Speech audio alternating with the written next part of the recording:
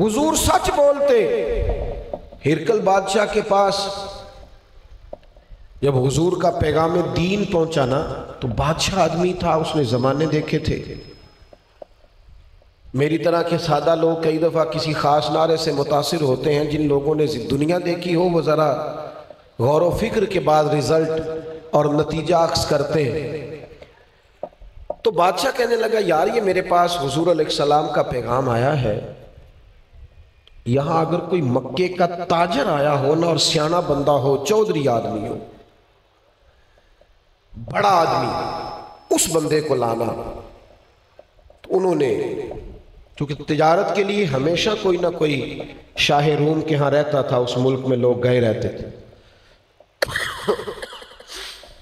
وہاں جب تلاش کیا تو پتہ چلا کہ ابو سفیان آئے ہیں، ابھی کلمہ نہیں پڑھتے تھے، وہ یہاں تجارت کے لیے آئے ہوئے ہیں۔ ان کو لے گئے بادشاہ کے پاس۔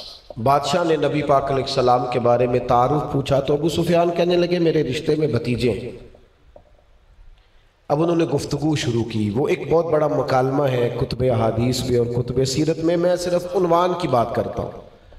ابو سفیان چونکہ ابھی مخالف تھے، مسلمان نہیں ہوئے تھے اور جنگوں میں آتے تھے، قیادت کرتے تھے، تو کہتے میں نے ایک اسی نظریے سے وہ زاویہ پیش کیا جس طرح کوئی مخالف پیش کرتا ہے، اسی نظریے سے حضور کے بارے میں بات کی۔ باتیں کرتے کرتے نا بادشاہ نے آخری سوال قائم کیا۔ بادشاہ کہنے لگا یہ بتائیں کہ وہ جس محبوب نے دعویٰ نبوت کیا ہے کیا کبھی انہوں نے جھوٹ بھی بولا ہے؟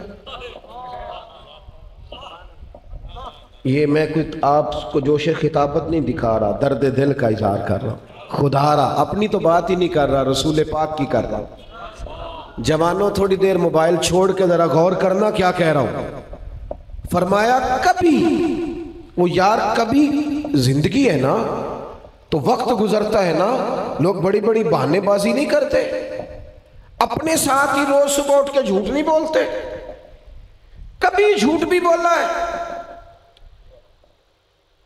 محل میں بڑے بڑے سیانے لوگ بیٹھے تھے، تورات زبور انجیل جاننے والے بھی، فقہا بھی، دانشور بھی، اور جنگی سپہ سالار بھی، پورا لشکر بیٹھا تھا۔ کبھی جھوٹ بھی بولا ہے، سناٹا چھا گیا۔ ابو سفیان کہتے ہیں میں چپ کر گیا، ایک لمحے کے لیے میں نے سوچا کہہ نہ دوں معاذ اللہ بولا ہے، پھر میرے اندر سے خیال آیا کہ یہ تو عرب کی وضعداری کے خلاف ہے، اور پھر میں ان کو معاذ اللہ جادوگر کہوں، شاعر کہوں، کاہن کروں تو شاید کوئی سوچے اور حضور نے جھوٹ بولا ہے، یہ تو مانیں گے کوئی نہیں۔ کہتے ہیں میں سوچ رہا تھا، بادشاہ پھر بولا، اس نے کہا سردار کیا سوچ رہے ہو؟ کیا کبھی جھوٹ بھی بولا ہے؟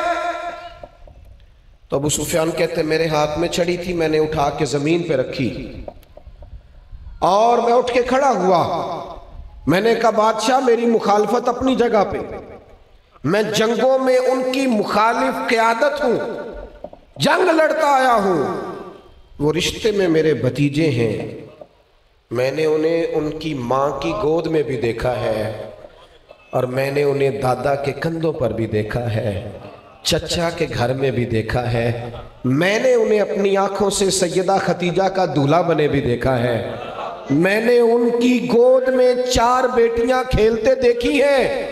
بادشاہ میرے وہ رشتے میں بھتیجے ہیں، میرے سامنے ان کے مقدس بال سفید ہوئے، ساری مخالفت اپنی جگہ پر ایک بات میں کہہ دوں، محمد عربی کی زبان سے جو نکلتا ہے حق اور سچ ہی نکلتا ہے۔